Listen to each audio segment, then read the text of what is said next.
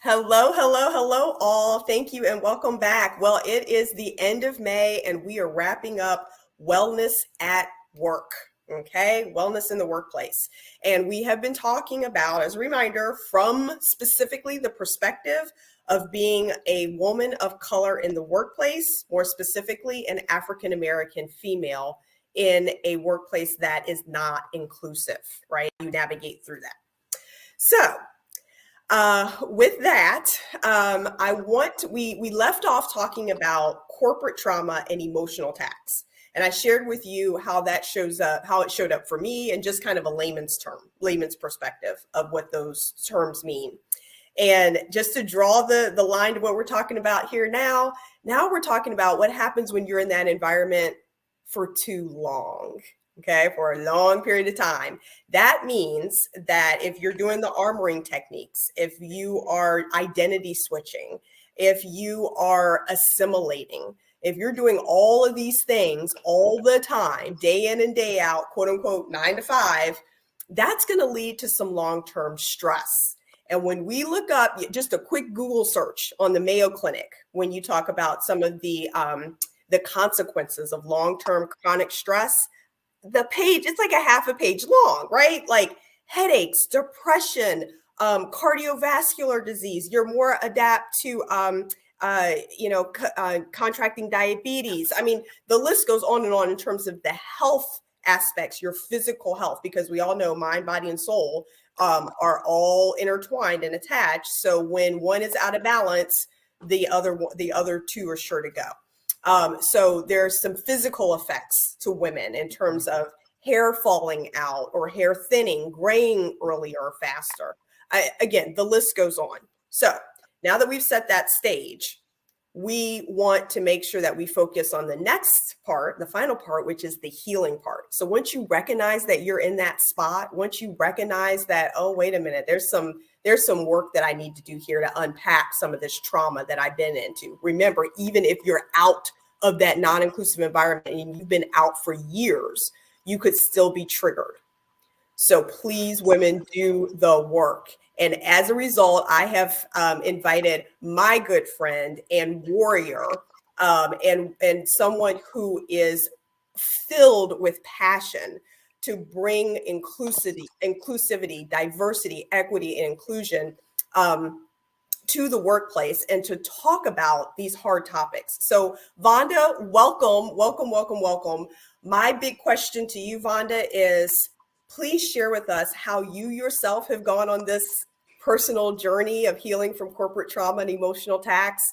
And then what are some of the things that you would recommend for women who are embarking on that journey for themselves as well? Yeah, thanks for having me. I mean, and this is such an important topic. And, May being Mental Health Awareness Month is no better time, right, to bring this stuff up. And, to your point, in terms of the Mayo Clinic's, list of all of the effects of it, I mean, it is lifelong and traumatic. And that is one of the reasons that, I spend a lot of time and energy, really helping leaders to understand the impact of that trauma. So, as you said, I'm a person, I was fortunate enough to be able to retire from corporate America, last year. And so I'm not in that environment. But, as you talk about indents in the ceiling, and we've had conversations about when you are the only, it makes that environment so much more taxing and traumatizing because there is no one there who can really identify with you and understand because they can't see it from that same perspective. So for me, fortunately, I started going to therapy, I think when my daughter was around 4 or 5. And so I've been, and she's 20. So now almost 16 years I've been in therapy. And I will tell you, Angel, if it had not been for therapy, all of those years and good therapy, I had my first really good therapist was the one I had started with about 15 years ago. And that really helps you, right, as the person who's experiencing the trauma, be able to not only unpack it, but to help you heal, because by talking and by expressing it and by getting it out and getting that validation from another person who could tell you, there's nothing wrong with you. That behavior is harmful. That behavior is egregious. That behavior is traumatizing. And then you say, oh my goodness, well, it It's wasn't not me. me. It's It's not not me, right?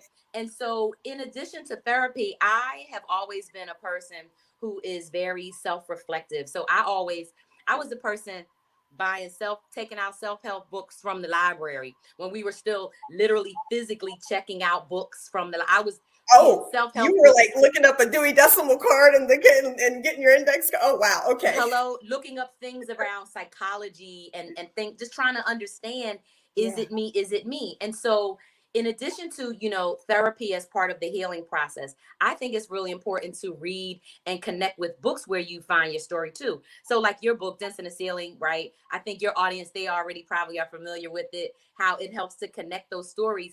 And reading about other stories are very healing to me. Because when I read about experience that other people have had in their workplaces, it creates like almost a camaraderie, Angel, where Mhm. you feel like, okay, women of color, especially Black women in tech, we know we're in that tiny, tiny elite group of people who've had access to even get in the field. And Right. so having that camaraderie of people who have experienced what you have, it just makes all the difference. I continue to read and listen to people like Minda Harts, right? Jackie Abrams, other women, Black Mhm. women especially, who have written books, who also talk about, right, getting past that trauma and getting Right. past that real difficult part. So Yeah. so I do that because literally it stays and sticks with you. And to what you also said about being triggered and traumatized over, I just went through an experience that I shared with you, around a person I had working for me. And what I realized is that we carry all of our trauma, even though we may, be going to therapy and we, have healed certain parts of us. Our Mhm. brains and bodies remember, right? There's Mm. an amazing book called The Body Keeps the Score. And Mhm. I don't know if you've heard of it, but a lot of people who've been in therapy for a long time, their therapist will definitely recommend it and Okay. tell you about it. But the Okay. key thing in The Body Keeps the Score, Angel, is it talks about how your body doesn't know the difference between a real threat and a Mhm. perceived threat. Your Uh-huh. body remembers it. So you Yep. might be in a real stressful situation, and you're freaking out internally. You're like, but you Wow. can't necessarily see what's going on. It's Yeah. your body remembering. And Wow. so when I'm feeling some kind of way, or like, ooh, I had to say, okay, what's going on here? Am I under some sort of threat? Is something happening? And then choose how I want to respond to it. So Mm. those are a lot of the practices that I do consistently, because listen, that workplace trauma that we suffer is real. And for those people that are still in those situations, right? People who are still going to work every day, trying to Yes. show up when you're not feeling like you can be yourself, trying to show up when you feel like people aren't valuing and respecting you for what you bring to the table, and that they're looking at some outward appearance. That's so stressful. It is so stressful. And so we have to, as individuals, but specifically as women, Black women, we have got to take care of ourselves first.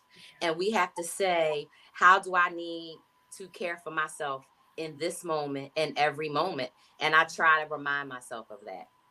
Oh my goodness. Wow. That was just chock full of so many good tips. So what I took away in summary is finding a good therapist, right? And what I hear too is it's not it might take a while. It might take it's a match, right? You have to match Yes. their style and their personality, even the teaching, right? Because I've heard of dialectic therapy, cognitive therapy, talk therapy. I mean, the list goes on in terms of types of therapies. It might be a little bit overwhelming, but the key is that It's critical. It's important. Just like you try to find a physician, or you'll find a good cardiologist, so you'll find a good podiatrist, right, or a good chiropractor. Optometrist. I've been looking for a good optometrist.